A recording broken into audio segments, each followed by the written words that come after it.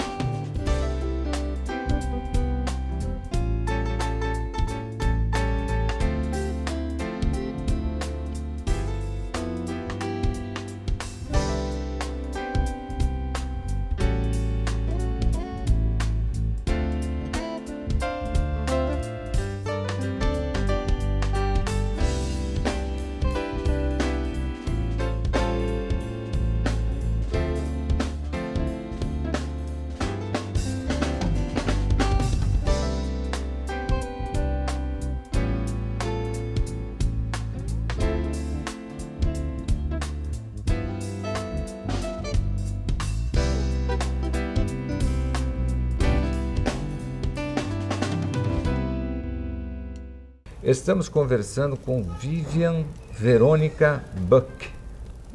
Seja bem-vinda ao nosso programa Na Livraria, Vivian. Muito obrigada, Milani. Obrigada pelo convite.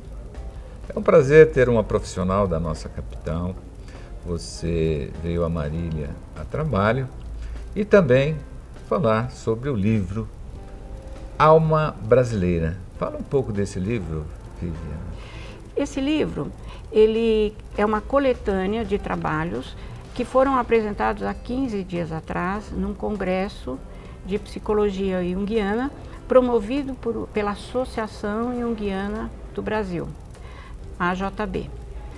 A Associação Junguiana do Brasil é uma das 2 sociedades brasileiras ligadas ao Instituto Junguiano da Suíça e que seguem uma linha teórica baseada em Jung.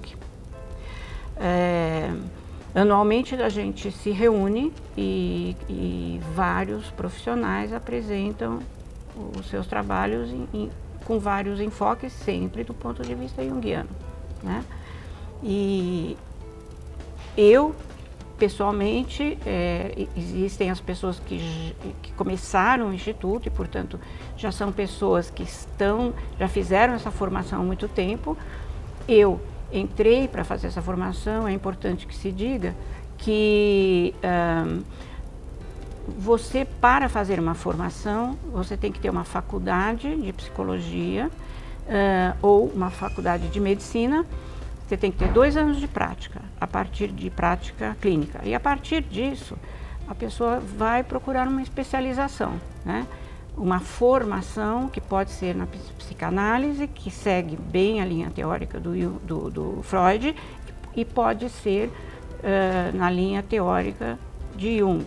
Tem outras formações, tem outras linhas, tem outras abordagens teóricas.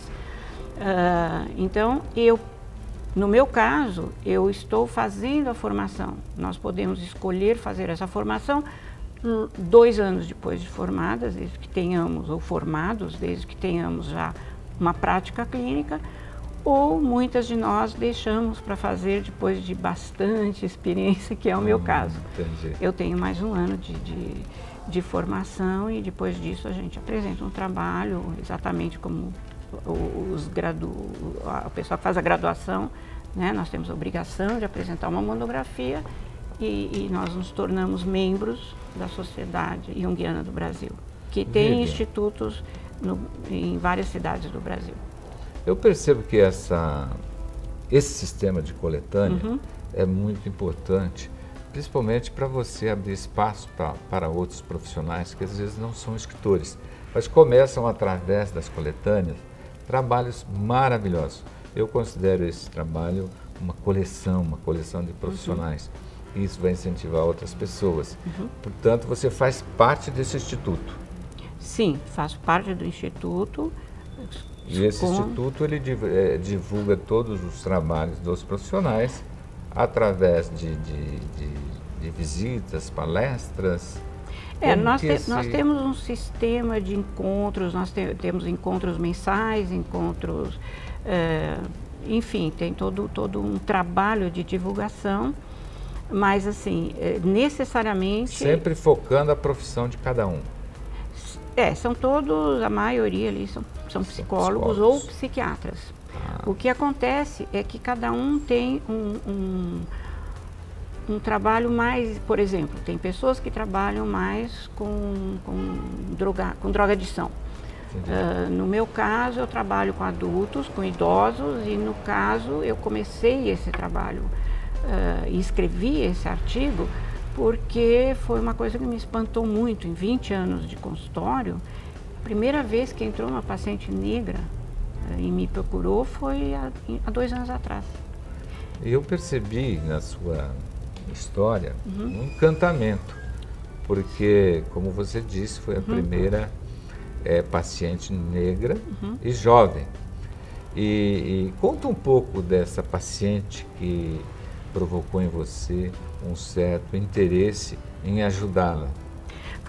É interessante você falar isso, você ter notado esse encantamento, porque o trabalho terapêutico, ele acontece na medida que existe essa espécie de encantamento com os pacientes, que não é uma relação de amizade, né? É uma relação específica, diferente de todas elas. Mas na medida em que o paciente nos toca dentro daquela situação de análise, o trabalho terapêutico, ele anda mais rápido, ele se desenvolve mais rápido. Eu precisaria, se você me der licença, de fazer uma ressalva que não foi colocada aqui.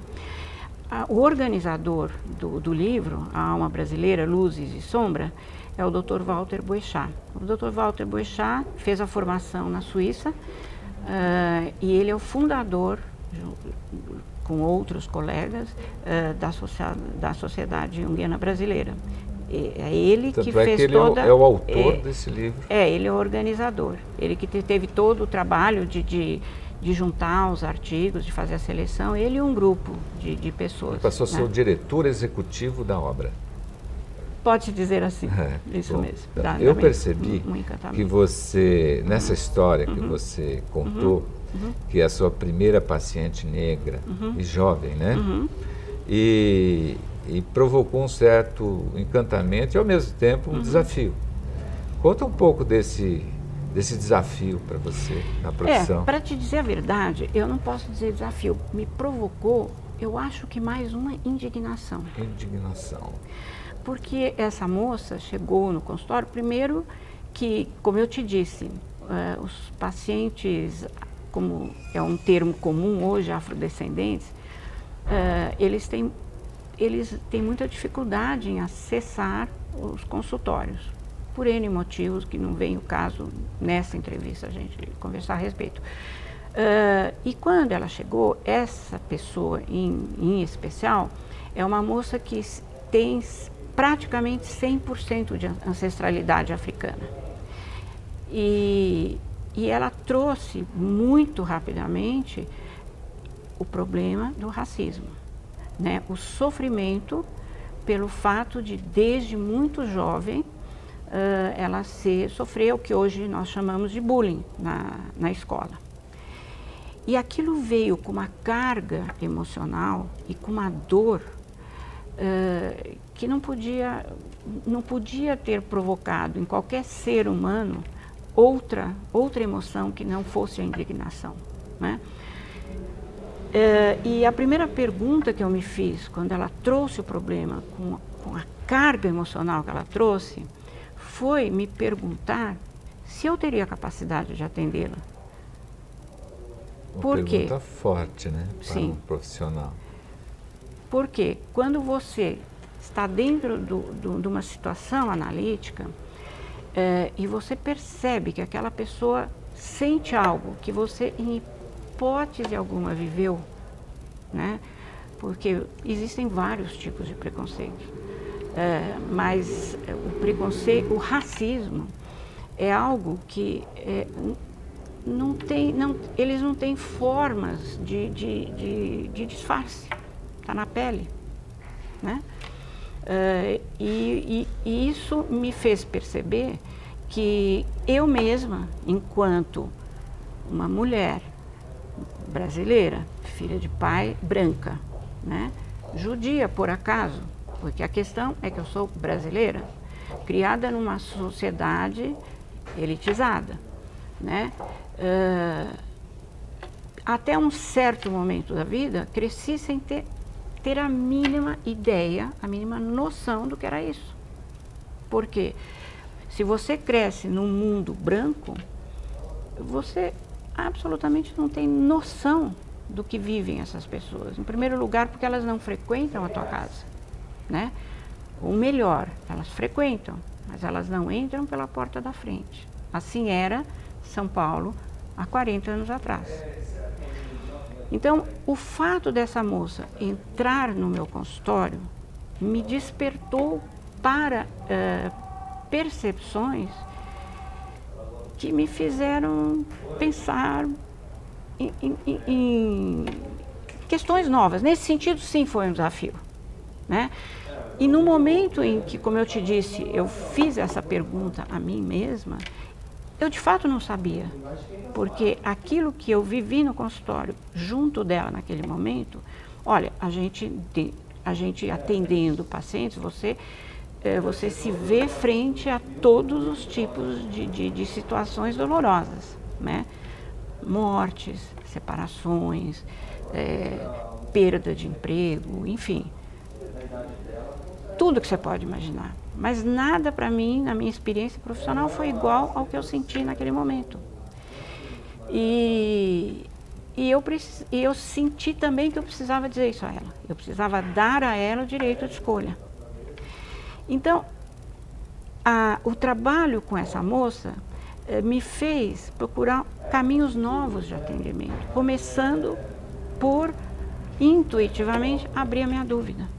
Coisa que normalmente eu percebi na sua narrativa que com o envolvimento com a história, a sua dedicação com essa paciente, chegou ao ponto dela começar a atrasar nos compromissos. E isso fez com que você fosse conhecendo melhor, chegou até a família dela, não foi? Então, essa participação sua nesse livro, com certeza, vai, com poucas páginas, vai acrescentar muito nessa coletânea global, porque você realmente atingiu o seu objetivo e talvez o dela. A transformação dela nesse trabalho terapêutico, porque o trabalho terapêutico, ele envolve, nós sempre dizemos, engana-se quem pensa que só o paciente se transforma, as duas pessoas se transformam. E num caso desse, a transformação é inimaginável, né, para quem está do lado de cada poltrona, do analista. Você nessa leitura, nós percebemos isso, que houve um envolvimento do profissional e do paciente. Sim, sempre guardadas os cuidados, né? Agora, você sabe, Milani, isso é um modo de todas as pessoas com quem eu convivo e que eu respeito como profissionais. Essa dedicação não é só a ela, essa dedicação tem que existir no trabalho analítico. O trabalho analítico, ele exige esse envolvimento. Eu trouxe este trabalho para o Congresso porque, de fato, ele me fez perceber que, e logicamente depois procurando referências teóricas e fora do Brasil, inclusive, não é só aqui que acontece. É muito difícil para qualquer ser humano, em países onde existe o racismo, ele perceber o racismo, o próprio racismo, porque o racismo está impregnado nas pessoas. Nós nascemos dentro de um mundo, aqui no Brasil e em outros lugares, Estados Unidos, Inglaterra, tem trabalhos como esse, na Austrália tem muitos casos relatados, e em outros países também, a gente não se dá conta, e isso se reflete muitas vezes dentro do trabalho analítico, e isso cria entraves para o desenvolvimento da terapia. Então, o meu objetivo, quando eu escrevi esse artigo, foi conversar diretamente com os meus colegas, porque, de fato, a gente anda muito distraído em relação a isso. Tem todo um trabalho social, hoje em dia, uma conscientização, mas tem um lado que fica na inconsciência, inclusive dos terapeutas, né? E você sabe que quando a leitura é forte, ela consegue, no meu caso, houve uma retrospectiva que me levou à minha infância, né? E depois há um outro caso que vem ao encontro do que você disse. O primeiro deles, a minha infância. O meu amigo, que era negro, e todo mundo chamava ele de Pelé, mas ele era o meu melhor amigo. Eu chamava sempre ele de José, nem de Zé. Então nós estudamos junto, até depois o destino, cada um foi para um lado, mas eu tinha esse carinho com ele, porque ele não passava em momento nenhum que ele era negro, ele era igual aos outros. E quando eu li isso aí, eu percebi que a menina tinha essa dificuldade, enquanto que o meu amigo não tinha, né? Então, o preconceito, às vezes, de alguns negros, está realmente na infância, como você conta, né? O preconceito começa muito cedo. A sensação, a percepção do preconceito, por parte de quem vive o preconceito, começa muito cedo.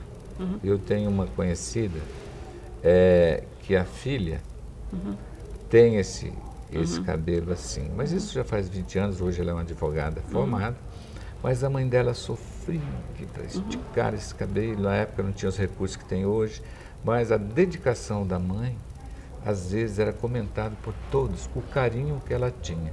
Mas ao mesmo tempo, você como profissional estuda sobre isso, não seria esse preconceito vindo da mãe? Olha, seria um pouco, eu penso que as mães sofrem um bocado, né? Porque a criança, o primeiro contato da criança é sempre com a mãe, mas mesmo com pais participativos, a mãe, o primeiro contato do nenê é sempre com a mãe, né? Mas essa mãe está inserida num mundo preconceituoso. Então, né? Então, quando você vê uma mãe tentando alisar o cabelo da filha, ela está reproduzindo algo que acontece lá fora. Ela sente ela imagina, porque na verdade isso hoje em dia já se sabe, que ela alisando o cabelo, ela vai ser mais aceita. O grande benefício de todo esse movimento, e a consciência negra anualmente traz isso precisaria estar muito mais presente na nossa consciência, de brancos, negros, cafusos, o que seja, mestiços, de qualquer espécie, é que você está falando num problema de identidade. Quando uma mãe diz para a filha, não vá à rua com seu cabelinho chamado duro, né? Ela está dizendo, você não vai ser aceita. Ora, como é que uma criança, uma jovem, pode receber essa mensagem? Eu sou assim e não sou aceita do jeito que sou. Porém, a gente tem que pensar que esta mãe viveu o mesmo problema, os mesmos preconceitos, né? É quando você explica dos atrasos da sua paciente. Isso, então voltando. Que vem lá da família. Exatamente. Este momento foi um momento crucial. Por quê?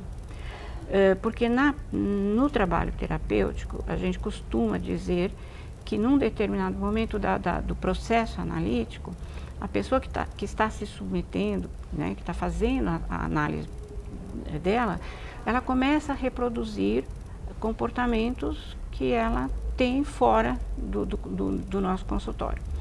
E a nossa relação era muito fácil, era muito proveitosa, tudo acontecia muito rápido. E eu realmente estranhei, porque eram atrasos muito significativos. E depois nós fomos constatar que isto se devia justamente ao fato de que ela e muitas outras pessoas desses grupos todos, que hoje eu frequento, né? Porque eu não acho concebível você trabalhar com etnias diferentes, com grupos religiosos diferentes, se você apenas fundamentado num curso teórico. Você frequenta esses ambientes? Eu tenho hoje? frequentado, e esse tem sido o grande diferencial do meu trabalho. Né? Você aplica isso na sua profissão? Sim, eu saí, eu percebi que... Deixa eu só terminar, porque senão eu corto o caminho aqui.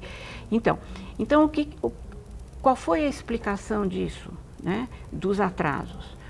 Quando nós tocamos nesse problema, num determinado momento ela percebeu que ela atrasava na vida real também, na vida fora do consultório, que a mãe dela atrasava, que a irmã dela atrasava. Uma corrente. E ela então faz o comentário que foi o grande mistério desvendado. Verônica, todos nós atrasamos, porque ninguém nos vê, nós somos invisíveis. Então, se nós chegarmos na hora ou chegarmos atrasados, tanto faz. Então, o que eu digo no artigo... Nossa, como é profundo esse muito pensamento profundo dela. Então, o que eu percebi nesse momento é que a análise, e isso é um trabalho que Jung fez muito, né? Ele levantava sempre essa questão. Uma pessoa não traz apenas os problemas individuais, ela traz toda a história da família, do povo a que ela pertence, e isso aconteceu no consultório. Então, assim, os atrasos dela falavam de uma questão de invisibilidade que hoje eu ouço sistematicamente. São duas questões que são muito discutidas nos grupos, nesses grupos que se reúnem, né? Tem grupos angolanos, grupos brasileiros e angolanos, e eu tenho estado muito próxima deles. As duas questões que eles citam muito é a questão da identidade e a questão da invisibilidade dos negros. É uma invisibilidade simbólica, né? Eles não se sentem vistos. E esse foi o grande passo, né? Quando nós duas tomamos consciência disso. Quem de nós que não temos esse contato com pessoas que sofrem esse tipo de experiência, que vivem isso, que eles se sentem invisíveis? E que nós fazemos muitas vezes deles seres invisíveis. Nós não temos consciência disso. Nós não fazemos isso porque somos pessoas más. Isso é uma questão cultural, né? Nós dizemos em psicologia que este é um complexo cultural e que está no coletivo. E que nasceu na época da descoberta do Brasil, quando o português chega aqui. Inclusive, você fala desse mundo que você viveu, né? Você teve uma pessoa que era secretária de serviço, que era uma negra, né?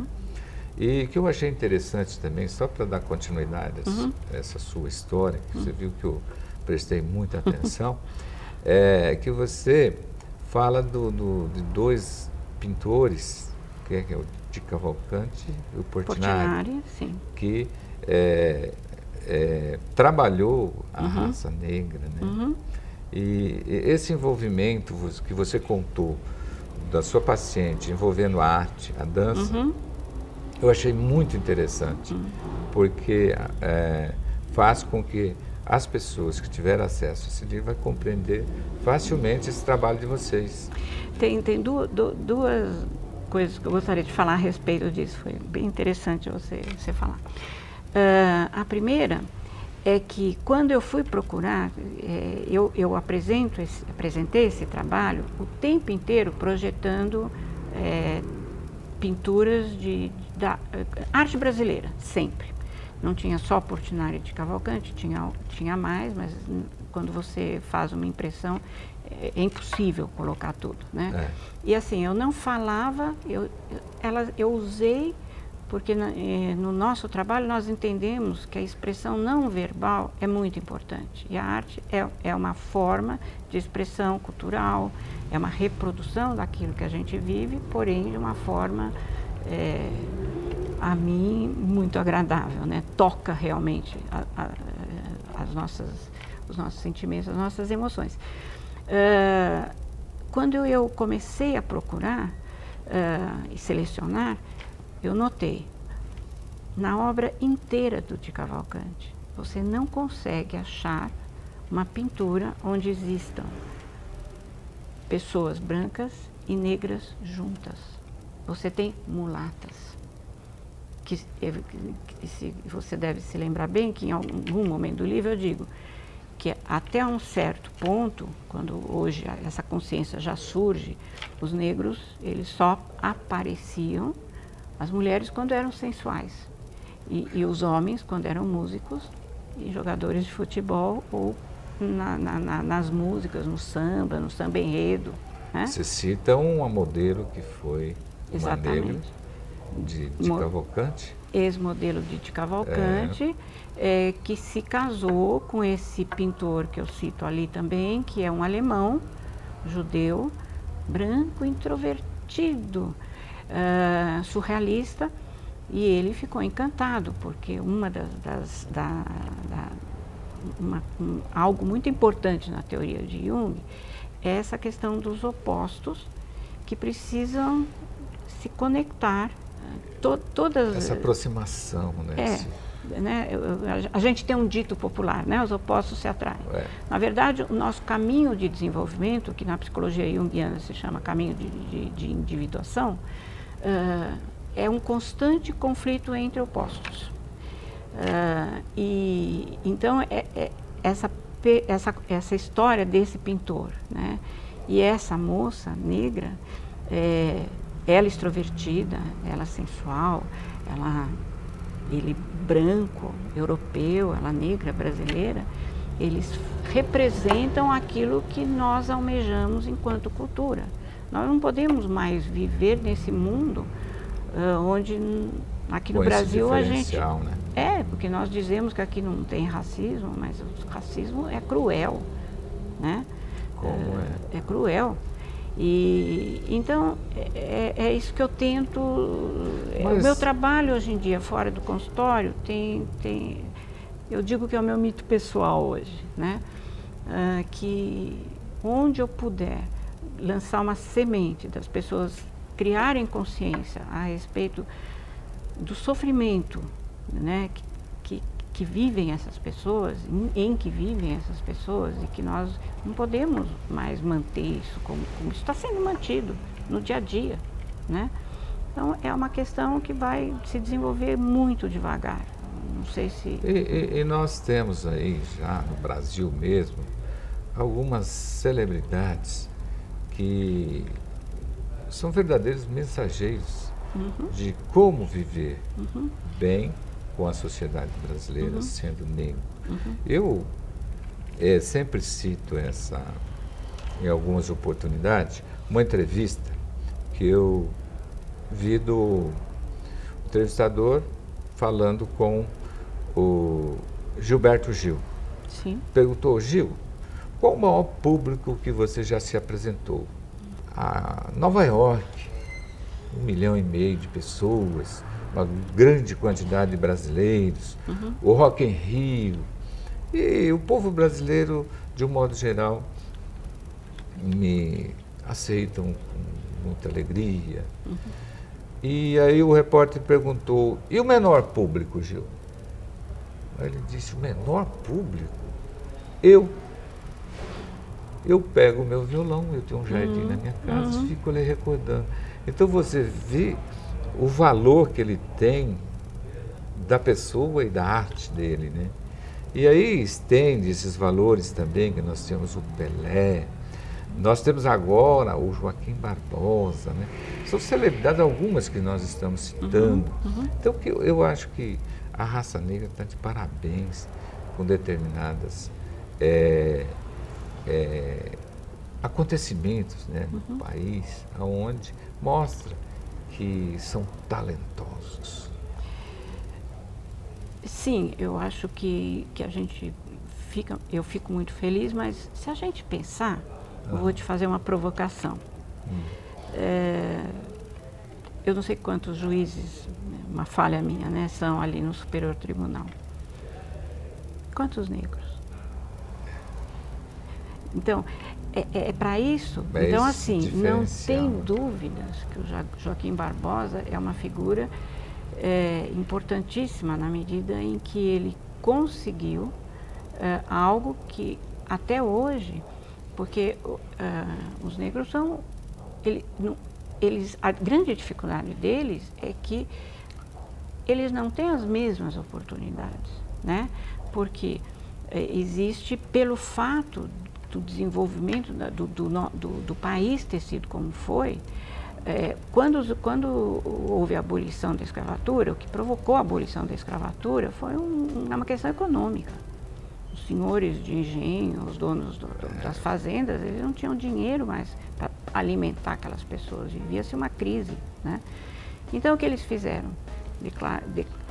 Foi declarada a abolição da escravatura e eles colocaram os escravos na rua. Os homens saíram e as mulheres ficaram dentro de casa. E assim permanecem até hoje.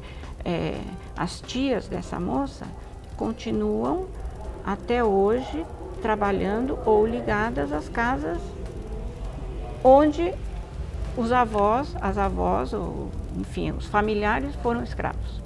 Os homens saíram. Porém, esses homens saíram tendo que competir com brasileiros que iam estudar na França, né? Então a diferença começa aí, e esse atraso nunca foi tirado, né? Então, se você pega uma pessoa como Joaquim Barbosa, eu não li, não conheço a história de vida dele, mas ele perante ao povo brasileiro, ele é uma exceção, e o que a gente quer é que que todas as pessoas tenham as oportunidades iguais desde o berço, né? E esse atraso é que, enfim, a gente sente que vai criar aquilo que a gente vê. Porque o preconceito, hoje, ele é muito complexo. A gente não pode falar que ele esteja ligado só à cor, né? Ele está ligado a classes sociais, uma série de questões. E entrando nesse mundo aí hoje, a música, você até cita, né? O hip hop, ele está levando uma mensagem, né? E quando você falou dos escravos, me veio uma lembrança aqui de um entrevistado recente, de um guitarrista, que ele diz que o blues nasceu do som das correntes. Então, como eles todos juntos trabalhando ali naqueles navios, e o barulho da corrente nasceu o ritmo do blues. E também o bend da guitarra seria o gemido. Eu fiquei curioso, né? Você vê que mesmo com toda essa dificuldade do negro, o sofrimento deles, o artista retira, né? Como nós citamos aqui os pintores, o negro no Brasil, né, o samba. Então eles têm muito para mostrar. Eu acho que um trabalho como o seu, né, que isso aqui, eu fiquei encantado com o seu trabalho. Obrigada. Tanto é que o seu tempo aí tão, né, contadinho, mas tivemos a felicidade de tê-la aqui, na qual eu quero agradecer a sua presença, foi muito importante para o nosso programa. Virginia, eu que agradeço a oportunidade. Na livraria, né? E eu realmente Fico muito feliz com a sua presença aqui na nossa cidade. Eu agradeço e espero que mais pessoas possam ler e que essa sementinha possa estar plantada aí mais e mais, e que a gente não tenha que ter no futuro um dia da consciência negra, né? A alma é uma só. A alma é uma só. E nós somos distribuidores da editora Vozes. Ah, que bom. Com certeza, em breve nós estaremos recebendo esse livro e nós vamos divulgar com o maior carinho. Fico bastante contente, o livro está muito bem escrito, com muito cuidado. O Dr. Walter Boechat trabalhou muito e o resultado, sem dúvida, vale a pena ser lido. Agradeço a sua presença. Muito obrigada. Conversamos com a psicóloga Vivian Verônica, vinda de São Paulo, e visita a nossa cidade e nos presenteou com um livro que em breve estará no mercado através da Livraria Milani e todas as livrarias do Brasil.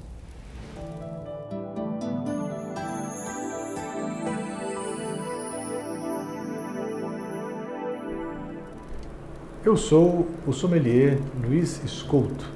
Estamos aqui no programa Na Livraria. Eu venho para trazer mais algumas informações sobre o mundo do vinho, este universo que alimenta tantas pessoas no nosso planeta e mantém negócios. Os negócios do vinho são abundantes e ultrapassam os oceanos. O que eu quero dividir com vocês hoje é a seguinte informação. Dentre as características do vinho, que são normalmente percebidas pelos curiosos e pelos amantes do vinho, está a questão da acidez. Em outro programa, eu já falei da importância da doçura. Hoje eu vou ressaltar a importância da característica acidez. Eu diria assim que vale a pena a gente perceber e aprender um pouquinho sobre isso. Observe o seguinte, a acidez está ligada com a questão da qualidade do vinho, da estrutura do vinho e com a idade do vinho, digamos assim, o quanto ele tem de envelhecimento neste vinho. E como é que nós, curiosos e amantes do vinho, podemos perceber? Depois da descida do vinho na taça e um leve movimento para começar a explosão de aromas nessa taça, nós trazemos um gole à boca. Depois, e antes desse gole chegar à boca, nós já percebemos pelo nosso nariz, pelo sentido do olfato, algumas características de que esse produto tem alguma acidez. Quando este gole então chega à boca e passa ali pelas papilas, nós sentimos a sensação do azedo. Então, vamos limpar a área. É comum nós percebermos a sensação do azedo. O azedo está ligado com a ideia da acidez. É evidente que nós estamos falando aqui daquilo que traz um certo equilíbrio ao vinho. Nós percebemos na prática, na hora, a língua dá uma leve formigada, né? E você percebe essa acidez no contorno da língua. O olfato é quem detecta e depois a nossa língua percebe com um aumento de saliva. Você percebe que o gole pode ser pequeno, mas essa saliva ela fica abundante na boca, né? O que favorece a diminuição da sensação desse azedo na língua. Poderíamos dizer também que a alta acidez nos vinhos varia de acordo com dois elementos importantes. A cepa de micro-organismo e a geografia. Você está lembrado dessa palavra, cepa, geografia? Quando nós conversamos recentemente sobre terroir, ali nós falamos da importância da relação do homem no campo, as condições climáticas, o solo, a chuva, a quantidade de sol, tudo isso influenciando no amadurecimento das uvas. Pois é, a acidez que dá estrutura ao vinho, ela, nesse momento, ela tem uma relação direta com o tipo de micro-organismo, que nós chamamos de cepa, e com a questão da geografia. A área de plantio, de cultivo e de retirada do fruto da área de produção para iniciar o processo de separação e limpeza e aí a vinificação propriamente dita. Podemos dizer de modo genérico que os climas mais frios vão gerar vinhos um pouco mais ácidos, com uma acentuação deste ácido. E os climas mais quentes terão condição de ter um vinho menos ácido, até por conta da transformação do açúcar em álcool gerado pela área de sol maior, né? Poderíamos dizer também o seguinte, que a acidez ela é responsável pela refrescância do vinho. Daqui a pouco eu vou dar alguns exemplos e você vai conseguir identificar com mais tranquilidade na hora de selecionar o seu vinho. Essa refrescância ela traz um equilíbrio na boca, né? E esse equilíbrio tem, na prática, a presença do álcool e do açúcar. Então, o álcool, o açúcar, né?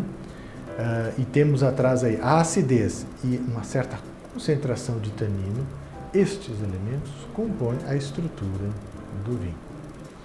A acidez, então, ao ser percebida em boca, ela é responsável pela conservação deste vinho e também da questão do envelhecimento.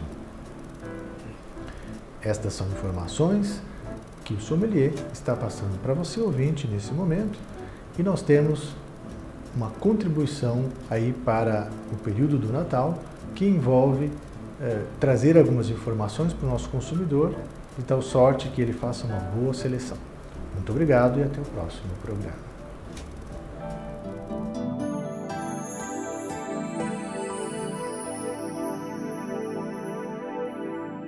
Que bom ouvir mais uma vez o nosso sommelier, com toda a sua precisão, seu conhecimento, falando do vinho.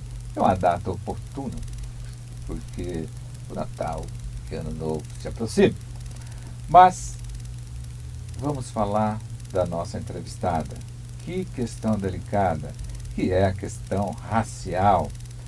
A nossa psicóloga Vivian Verônica Beck, o nome que você precisa ler, pesquisar, porque vale a pena.